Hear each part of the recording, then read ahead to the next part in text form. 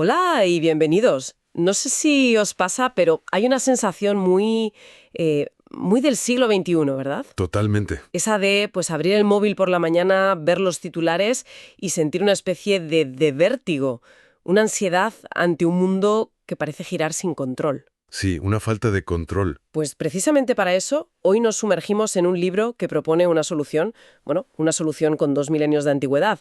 Es Cómo ser un estoico, utilizar la filosofía antigua para vivir una vida moderna, de Massimo Pigliucci. La idea es ver por qué una filosofía tan antigua está resurgiendo con tantísima fuerza ahora. Y es que Pigliucci, que es filósofo pero también biólogo, nos propone un viaje, un diálogo casi personal con Epícteto. Claro, que fue una de las grandes figuras del estoicismo. Exacto. Y no lo plantea como una pieza de museo, sino como un manual de instrucciones para la mente. Me gusta eso. Y de hecho, él deja muy claro que no es una lección de historia, sino una búsqueda de herramientas prácticas. De hecho, cuenta que descartó otras filosofías. El budismo, por ejemplo, le parecía a veces demasiado místico, Ujú. y el humanismo secular, que él defendió durante años, pues al final lo sentía un poco frío, demasiado científico. Y el estoicismo parece que le dio ese equilibrio. Exacto. Pero claro, aquí viene la pregunta del millón. Más allá de la teoría, ¿esto de verdad funciona? ¿O es solo un placebo intelectual? Es la pregunta clave, y Pilugi empieza de hecho con datos para responderla. Menciona un experimento global que a mí me parece fascinante. Se llama la Stoic Week. La semana estoica. Sí, la organiza la Universidad de Exeter. Miles de personas de todo el mundo se apuntan a vivir como estoicos durante 7 días. Ah, vale. Con ejercicios y principios concretos, imagino. Eso es. Y los resultados que cita el libro son... ¿eh? Son sorprendentes. ¿Sorprendentes en qué sentido? ¿Se puede notar algo en solo una semana? Pues parece que sí, y mucho. Fíjate, los datos mostraron de media un aumento del 9% en emociones positivas 9%. y un descenso del 11% en las negativas.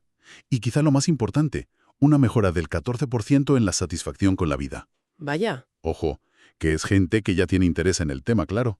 Pero aún así, los cambios son muy rápidos y muy tangibles. Vale. Eso capta mi atención. Si tiene ese efecto, tiene que haber un concepto central muy potente. El libro dice que todo gira en torno a una frase de Epicteto. Algunas cosas están en nuestro poder y otras no. Suena casi obvio, ¿verdad? Pues sí, un poco. Pero es radicalmente difícil de aplicar. Es la famosa dicotomía del control, el motor de todo el estoicismo. Pigliucci lo cuenta con un ejemplo muy personal, con su propia salud. A ver, Él puede controlar lo que come, el ejercicio que hace, si va al médico, eso está en su poder. Lo que no puede controlar de ninguna manera es su genética, o el resultado final de todo ese esfuerzo. claro, puedes hacer todo bien y aún así enfermar. Exactamente. Y ahí es donde entra la ansiedad moderna, en esa lucha por controlar lo incontrolable. Por garantizar un resultado que no depende solo de ti. Justo. Y la solución estoica no es la resignación, no es tirar la toalla. Es un cambio de enfoque. La meta no es estar sano, que es un resultado, sino hacer todo lo razonable por estar sano, que es un proceso. Ah, qué bueno. La satisfacción viene de ahí, de saber que has hecho tu parte. El resultado, sea cual sea, se acepta con ecuanimidad. O sea que esto se aplica a todo. La carrera, las relaciones. A todo, los estoicos llamaban a estas cosas indiferentes preferidos. Un momento, para. ¿Indiferentes preferidos? Suena a contradicción. Si es indiferente porque lo prefieres. Claro, Me sugiere un desapego que roza la apatía.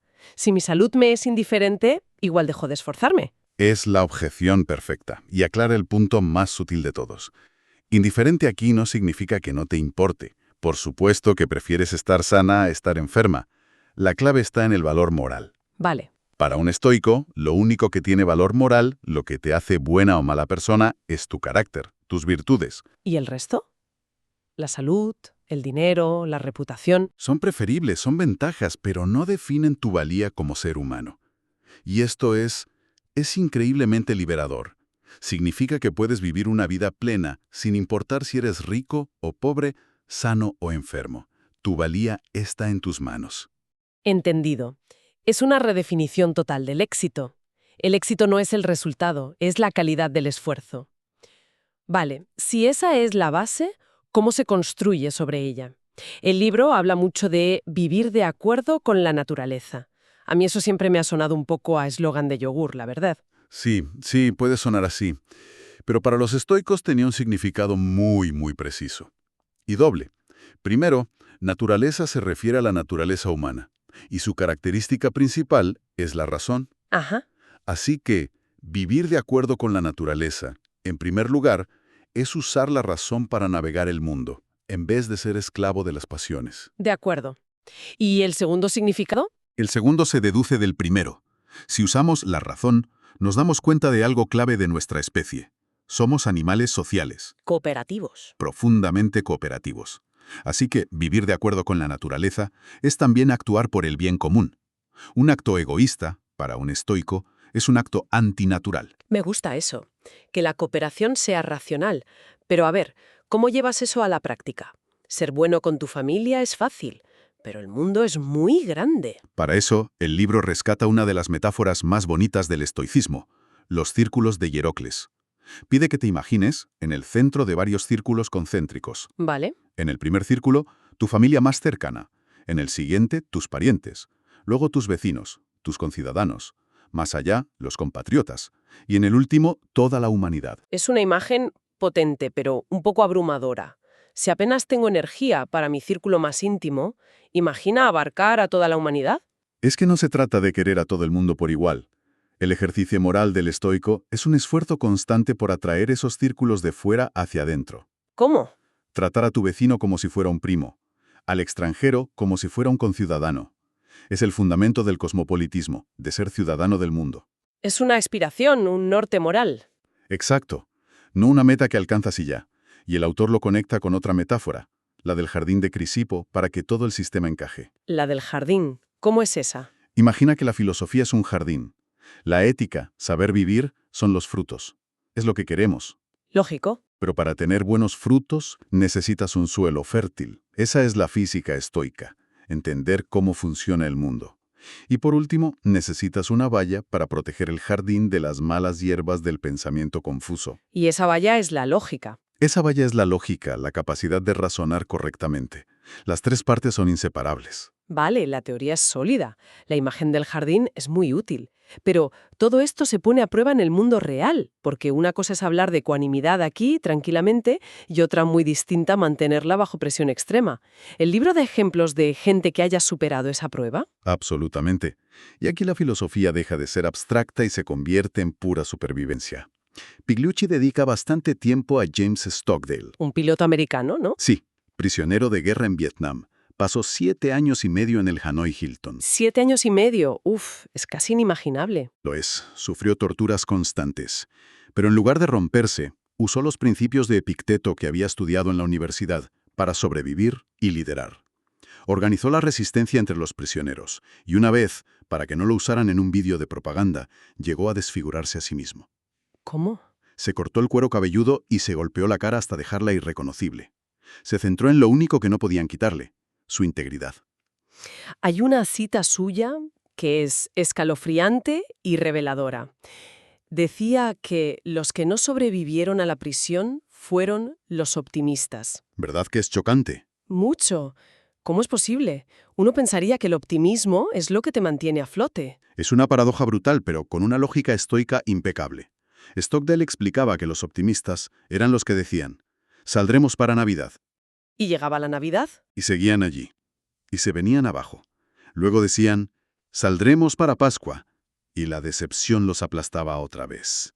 Morían de desesperanza. ¡Qué terrible! Él, en cambio, desarrolló lo que hoy llamamos la paradoja de Stockdale. Consiste en mantener una fe inquebrantable en que al final saldrás de ahí. Pero al mismo tiempo, Afrontar y aceptar la brutal realidad de tu día a día. Es la dicotomía del control en su máxima expresión. es increíble. Es una historia moderna que bebe directamente de los antiguos. ¿Y quiénes eran esos modelos originales? ¿A quién admiraban los propios estoicos? Pues el libro destaca sobre todo a Catón el joven. Séneca decía que era el modelo a seguir, incluso por encima del sabio ideal teórico. Catón era un político romano famoso por ser incorruptible en una época de mucha decadencia, Se enfrentó a Julio César, ¿no? hasta el final. Y cuando la guerra ya estaba perdida y César iba a capturarlo, eligió suicidarse antes que permitir que César lo perdonara y lo usara políticamente. Fue su último acto de control. Exacto. Sobre su propia integridad. Está claro que es una filosofía forjada para tiempos difíciles, pero Para la mayoría de nosotros, que no somos prisioneros de guerra, ¿cómo se entrena esta mentalidad? ¿Cuáles son las flexiones mentales que propone el libro? Me gusta esa analogía. El estoicismo es, en gran parte, un entrenamiento mental. Y un ejercicio clave es la premeditatio malorum. La visualización negativa. Eso es. No se trata de ser un cenizo, ¿eh? Se trata de contemplar con calma posibles escenarios adversos. Perder el trabajo, un accidente. Uf, dicho así suena como una receta para la ansiedad, no para la tranquilidad.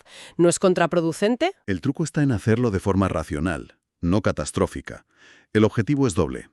Primero, te das cuenta de que muchas cosas que temes, en realidad, son soportables. Y segundo, te prepara mentalmente. Pigliucci cuenta una anécdota personal. Se cortó un dedo, pero muy gravemente, cocinando. Ay, De camino a urgencias, en vez de entrar en pánico, pensó: ¿qué es lo peor que puede pasar? ¿Que pierda la punta del dedo? ¿Puedo vivir con eso? Sí, claro. ¿y al aceptar el peor escenario? El miedo perdió su poder. La situación real se volvió mucho más manejable. Es como una vacuna contra el pánico. Entiendo, como un simulacro de incendio para la mente. Vale, eso para los miedos. Pero, ¿qué hay de las interacciones diarias? Pienso en algo muy actual, los insultos en redes sociales. Mi instinto es la ira. Pues para eso el libro rescata un consejo genial de Epicteto. Sugiere responder a los insultos no con ira, sino con humor autocrítico. Por ejemplo, Si te enteras de que alguien te critica, la respuesta estoica es: vaya, se ha quedado corto. Si me conociera bien, podría haber dicho cosas mucho peores. ¡qué bueno! Es brillante. Desarmas completamente a la otra persona. Exacto. Le quitas el poder, porque demuestras que tu autoestima no depende de su opinión. Y lo más importante, mantienes el control sobre tu propia reacción. Y un último ejercicio muy potente que menciona es el diario filosófico de Séneca. Como un diario personal, pero con un enfoque filosófico. Precisamente, cada noche, Séneca se hacía un autoexamen. Se preguntaba: ¿qué mal hábito he combatido hoy? ¿A qué vicio me he resistido? ¿En qué soy mejor persona? No para culparse, sino para mejorar. Es un análisis sereno, un ajuste diario del rumbo moral, una herramienta de mejora continua. Entonces, si unimos todas las piezas, la dicotomía del control, los modelos, estos ejercicios, la propuesta de Pigliucci es que el estoicismo es mucho más que resiliencia. Mucho más. Es un sistema operativo completo para la mente. Un conjunto de herramientas diseñado no solo para soportar un mundo incierto, sino para prosperar en él. El objetivo final sería esa tranquilidad mental, la ataraxia. Sí, una tranquilidad que no viene de evitar los problemas, sino de afrontarlos con virtud y con razón. Es una reasignación de nuestra energía. Dejar de gastarla en lo externo e incontrolable para invertirla toda en lo interno y controlable. Nuestros pensamientos y acciones. Y para terminar, el libro nos deja con una idea que va un paso más allá de lo individual. Un concepto griego que me pareció muy potente. Sí, el concepto de amatia. Que no es ignorancia, ¿verdad? No, es distinto. La ignorancia es una falta de información. La amacia es una falta de sabiduría sobre cómo vivir, una especie de incompetencia moral. Es lo que explica por qué gente muy inteligente puede ser muy cruel o cometer actos terribles. Tienen la información, pero les falta la sabiduría para usarla. Así que todos estos ejercicios estoicos son, en el fondo, una lucha personal contra nuestra propia amacia. Pero eso me lleva a una última pregunta que el libro deja en el aire.